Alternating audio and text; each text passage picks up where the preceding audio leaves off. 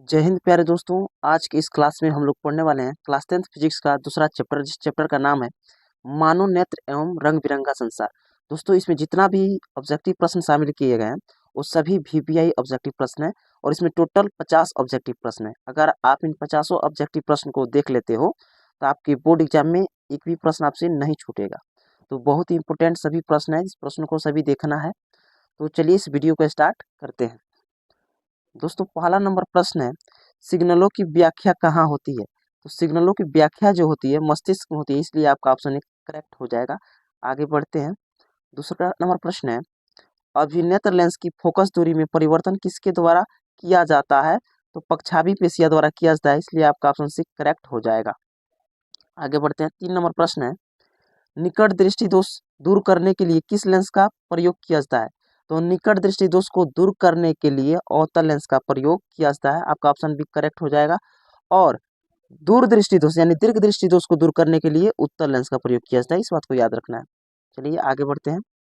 चौथा नंबर प्रश्न है, निकट दृष्टि दोष उत्पन्न होने का क्या कारण होता है? तो देखिए, निकट दृष्टि दोष उत्पन्न होने का कारण जो होता है, अभिनेत्र लेंस की वक्रता बढ़ जाता है। ठीक है, वक्ता बढ़ जाता है, इसलिए आपका ऑप्शन एक करेक्ट हो जाएगा। आगे बढ़ते हैं। 5 नंबर प्रश्न है, कर्निया के पीछे एक संरचना होती है, उसे क्या कहते हैं? देखिए, कर्निया के पीछे जो संरचना होती है उसे कहते हैं परिचारिका, इसलिए आपका ऑप्शन डी करेक्ट हो जाएगा। 6 नंबर प्रश्न है, कर्निया के पीछे क्या है जो काले रंग की पेशियों का समुच्चय होता है? कर्निया के पीछे क्या है जो काले रंग की पेशियों का समुच्चय होता है? तो परितारिका, इसलिए आपका ऑप्शन एक करेक्ट हो जाएगा, परितारिका। 7वां नंबर प्रश्न है, दीर्घ दृष्टि दोष होने का क्या कारण है? देखिए, दीर्घ दृष्टि दोष होने का जो कारण है, अभिनेत्र लेंस की फोकस दूरी का अत्यधिक हो जाना, इसलिए आपका ऑप्शन डी करेक्ट हो जाएगा, अभिनेत्र लेंस की फोकस दूरी का अत्यधिक हो जाना। आगे बढ़ते हैं। 8 नंबर प्रश्न है, दूरदृष्टि वाली आंख साफ साफ देख सकती है। दूरदृष्टि वाली कहे या दीर्घ दृष्टि कहे, बात एक ही है। तो दूरदृष्टि वाली आंखें साफ साफ देख सकती है तो दूर की वस्तुओं को। ठीक है, देखिए बच्चों को क्या लगता है ना, दूरदृष्टि हो गया तो दूर की वस्तु को नहीं देख पाएगा, जबकि जस्ट उल्टा होता है। देखिए, अगर दूरदृष्टि वाला आंख जो है दूर की वस्तु को साफ देखेगा और निकट दृष्टि दोष वाला व्यक्ति निकट की वस्तु को ही साफ देखता है, इस बात को याद रखना है। इसलिए आपका ऑप्शन एक करेक्ट हो जाएगा कि दूरदृष्टि वाला आंख साफ साफ देख सकता है दूर की वस्तु को, निकट की वस्तु को नहीं देखता है। चलिए आगे बढ़ते हैं। 9वां नंबर प्रश्न है, कौन रंग है जिसका खतरे के सिग्नल के में उपयोग होता है? यानी खतरे का संकेत किस रंग को माना जाता है? तो लाल रंग को, इसलिए आपका ऑप्शन सी यहाँ से करेक्ट हो जाएगा, लाल रंग खतरे का संकेत होता है। चलिए 10 नंबर प्रश्न को देखते हैं, विद्युत सिग्नल कौन उत्पन्न करता है? तो प्रकाश सुग्राही, आपका ऑप्शन भी करेक्ट हो जाएगा, प्रकाश सुग्राही।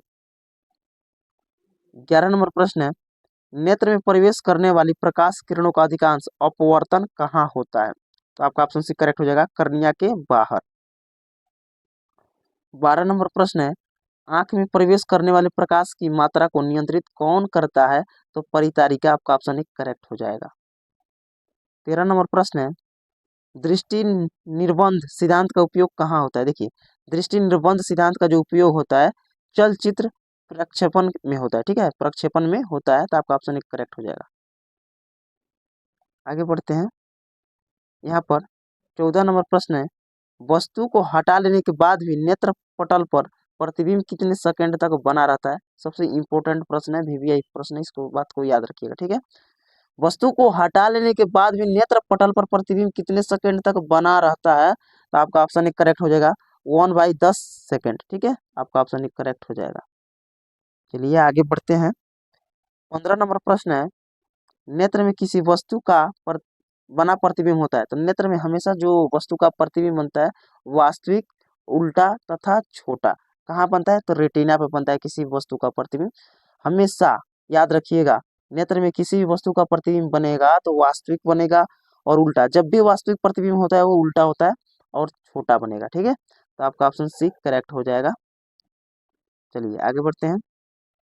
16 नंबर प्रश्न है, एक स्वस्थ मानव नेत्र के लिए निकट तथा दूर बिंदु क्रमशः होता है। देखिए, कहा जा रहा है एक स्वस्थ मानव नेत्र के लिए निकट तथा दूर बिंदु क्रमशः होता है।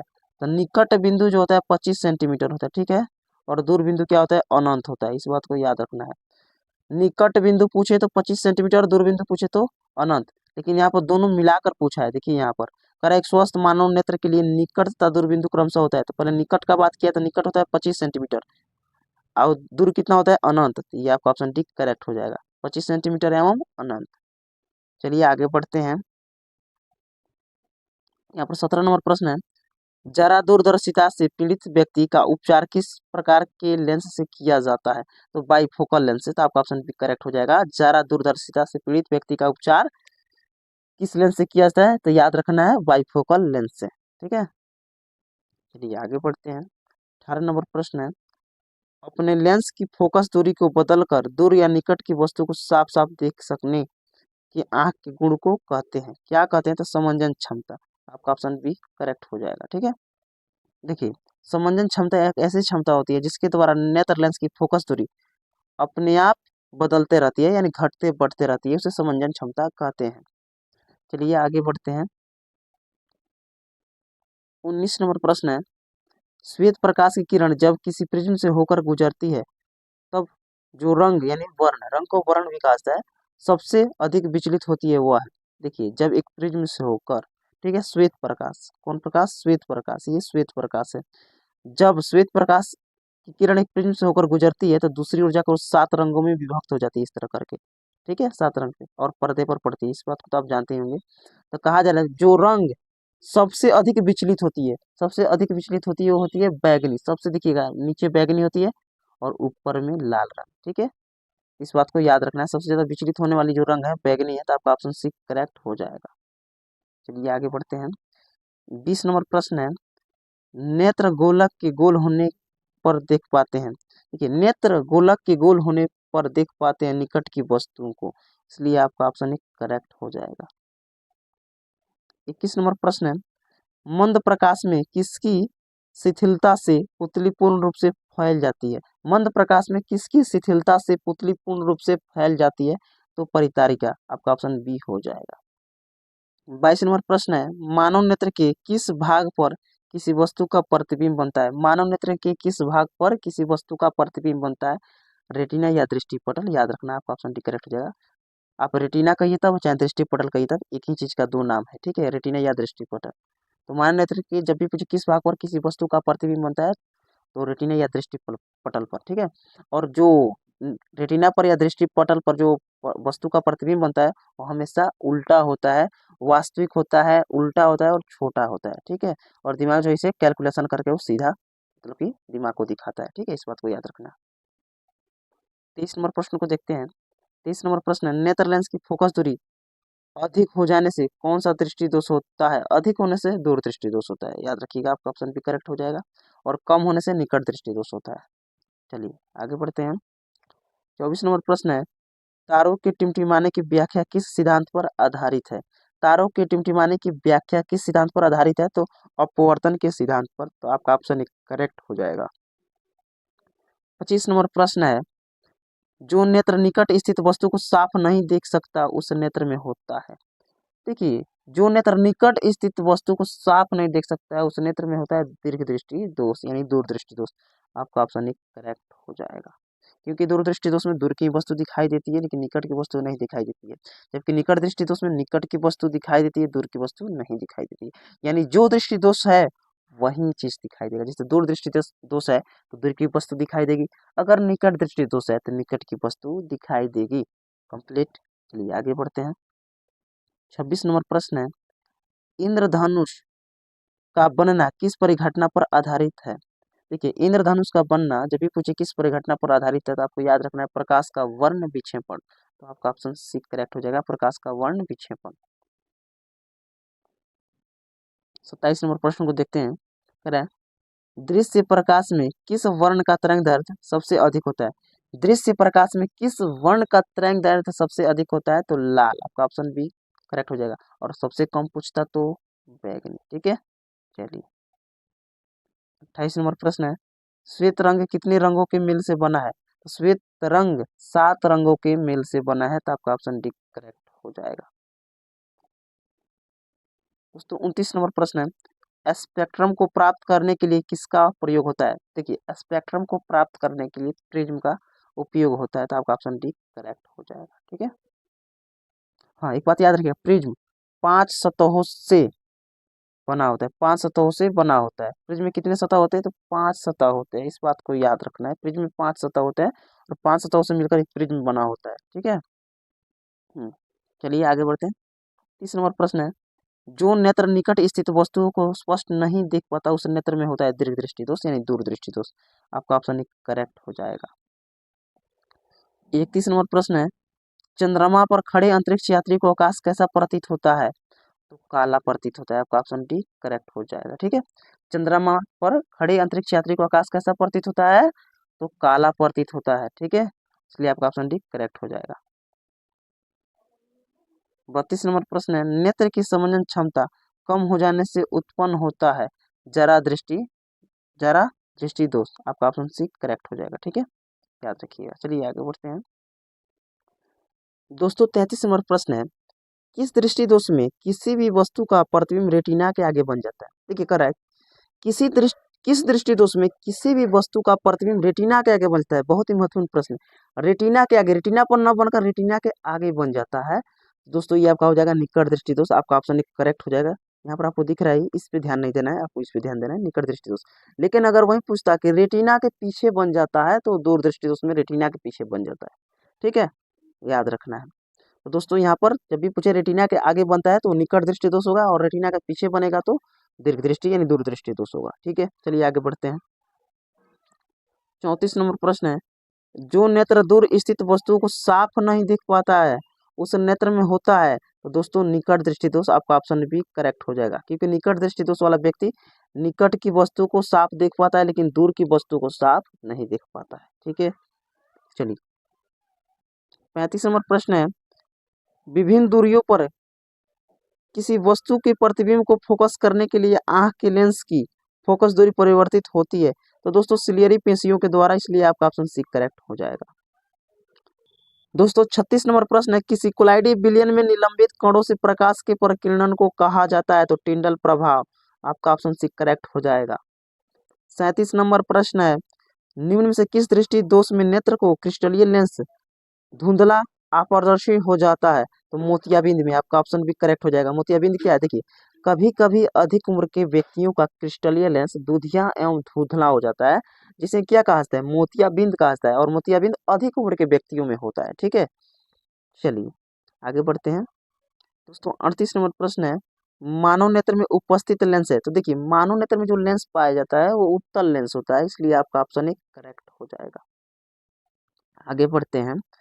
39 नंबर प्रश्न है, निकट दृष्टि दोष वाले व्यक्ति के चश्मे में होता है, तो निकट दृष्टि दोष वाले व्यक्ति के चश्मे में अवतल लेंस होता है और दीर्घ दृष्टि दोष वाले व्यक्ति के चश्मे में उत्तल लेंस होता है। याद रखना है। तो यहाँ पर पूछा गया निकट दृष्टि दोष वाले व्यक्ति के चश्मे में तो अवतल लेंस, इसलिए आपका ऑप्शन भी करेक्ट हो जाएगा।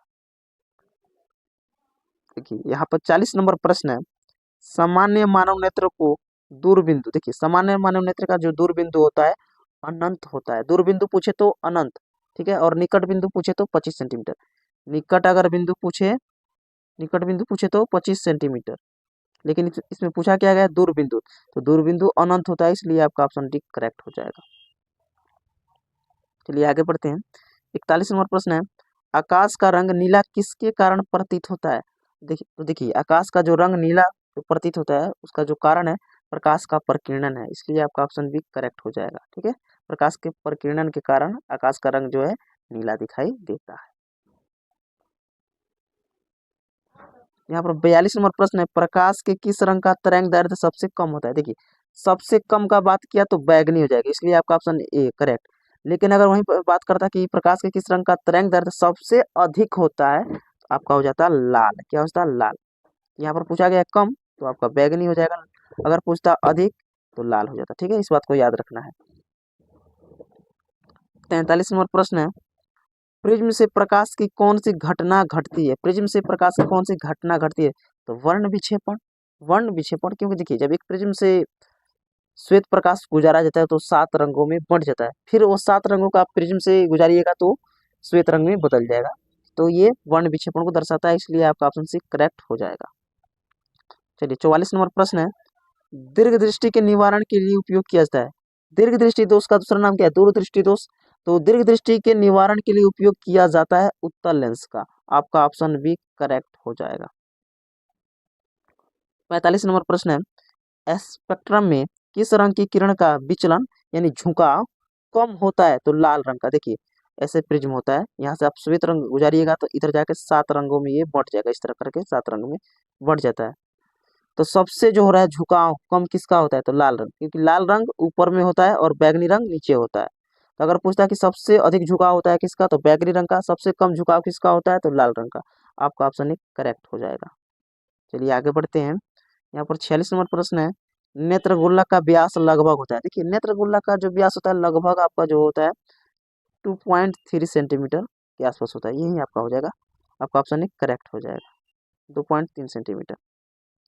47 नंबर प्रश्न है, किसी माध्यम में छोटे छोटे कणों के निलंबन को कहा जाता है। देखिए किसी माध्यम में छोटे छोटे कणों के निलंबन को जो कहा जाता है कोलाइडी कहा जाता है, इसलिए आपका ऑप्शन एक करेक्ट हो जाएगा। 48 नंबर प्रश्न है, यदि किसी वस्तु का प्रतिबिंब रेटिना के पीछे बनता है तो व्यक्ति किस दोष से पीड़ित है? मैंने क्या बतलाया, जब रेटिना के आग सामने यानी रेटिना के आगे किसी वस्तु का प्रतिबिंब बन जाएगा तो हो जाएगा आपका निकट दृष्टि दोष। लेकिन रेटिना के अगर पीछे बन जा रहा है तो होगा दीर्घ दृष्टि दोष। तो यहाँ पर पूछा क्या गया है, यदि किसी वस्तु का प्रतिबिंब रेटिना के पीछे बनता है तो अब व्यक्ति किस दोष से पीड़ित है? तो दूरदृष्टि दोष से। तो आपका ऑप्शन एक करेक्ट हो जाएगा। ठीक है। 49 नंबर प्रश्न है, एक साधारण प्रिज्म कितने सतहों से घिरा हुआ होता है? शुरू में ही मैंने बतलाया था कि एक साधारण प्रिज्म 5 सतहों से मिलकर बना होता है, तो 5 सतहों से घिरा हुआ होता है। ठीक है, तो आपका ऑप्शन सी करेक्ट हो जाएगा। 50 नंबर प्रश्न, लास्ट नंबर प्रश्न।